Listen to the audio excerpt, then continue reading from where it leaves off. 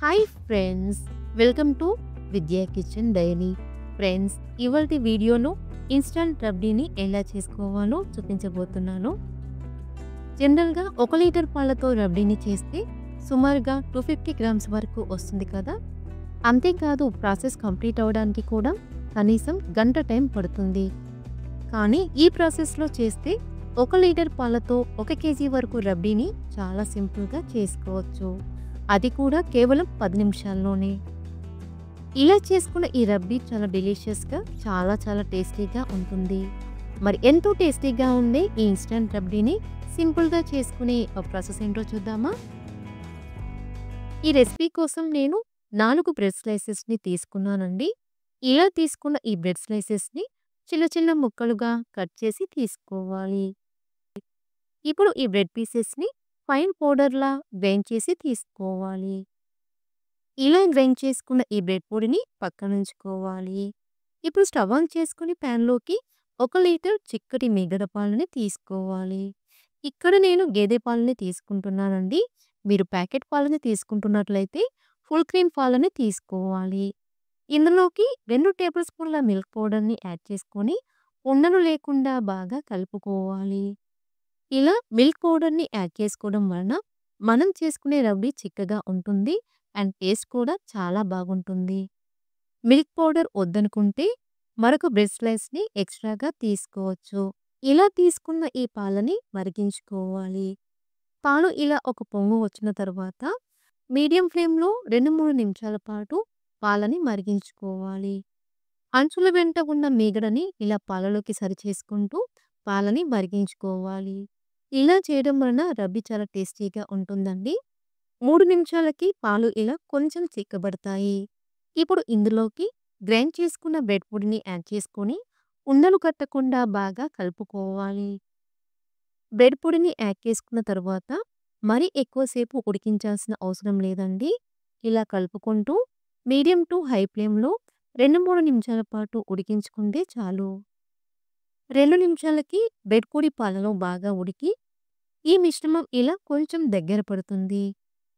ఇప్పుడు ఇందులోకి 1/3 కప్ పంచదారని తీసుకొని ఇందులో నుండి 2 టేబుల్ స్పూన్ల పంచదారని పక్కనుంచుకోవాలి. అలాగే 1 టేబుల్ స్పూన్ సన్నగా తరిగిన బాదం పిస్తా పలుకులని తీసుకోవాలి. పంచదారని యాడ్ చేసుకున్న తర్వాత ఇలా కలుపుకుంటూ మీడియం ఫ్లేమ్లో 1-2 నిమిషాల పాటు ఉడికించుకోవాలి. ఇందులోనే మంచి ఫ్లేవర్ కోసం 1/2 టీ స్పూన్ వెనిలా ఎసెన్స్ని యాడ్ చేసుకొని బాగా కలుపుకోవాలి. ఈ ప్లేస్లో మీరు 1/2 టీ స్పూన్ యాలకుల పొడినైనా తీసుకోవచ్చు. చల్లారిపోయిన తర్వాత ఈ మిశ్రమం ఇంకాస్త దగ్గర పడుతుంది కాబట్టి కన్సిస్టెన్సీ మరీ గట్టిగా కాకుండా మరీ పల్చగా కాకుండా ఇలా కొంచెం చిక్కగా ఉండేలా చూసుకోవాలి. ఇలా ఈ కన్సిస్టెన్సీలోకి వచ్చిన తర్వాత ఈ బౌల్ని స్టవ్ పై నుండి దించి పక్కనుంచుకోవాలి. ఇప్పుడు క్యారమిల్ కోసం మరొక బౌల్లోకి పక్కనుంచుకున్న 2 టేబుల్ స్పూన్ల పంచదారని తీసుకోవాలి. ఇందులోకి 1 టీ స్పూన్ వాటర్ని యాడ్ చేసుకొని మీడియం ఫ్లేమ్లో పంచదారని కరిగించుకోవాలి. పంచదార పూర్తిగా కరిగిపోయి ఇలా కలర్ చేంజ్ అయ్యే వరకు మీడియం ఫ్లేమ్లో కలుపుకుంటూ ఉడికించుకోవాలి. పంచదార పూర్తిగా కరిగిపోయి ఇలా లైట్ గోల్డెన్ కలర్లోకి వచ్చిందంటే మనకి క్యారమిల్ రెడీ అయిందని అర్థం. ఇప్పుడు ఈ క్యారమిల్ని మనం ముందుగా రెడీ చేసుకున్న రబ్డీ స్వీట్లో యాడ్ చేసుకోవాలి.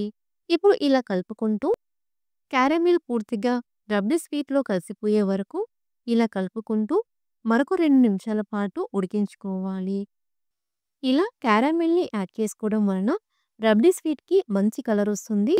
రబ్డీ కూడా స్వీట్ షాప్ స్టైల్లో చాలా టేస్టీగా ఉంటుంది. చూడండి, కన్సిస్టెన్సీ అనేది మరీ గట్టిగా కాకుండా ఇలా ఉండాలి.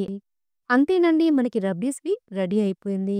ఇలా రెడీ చేసుకున్న ఈ రబ్డీని మరొక బౌల్లోకి తీసుకొని పూర్తిగా చల్లారనివ్వాలి.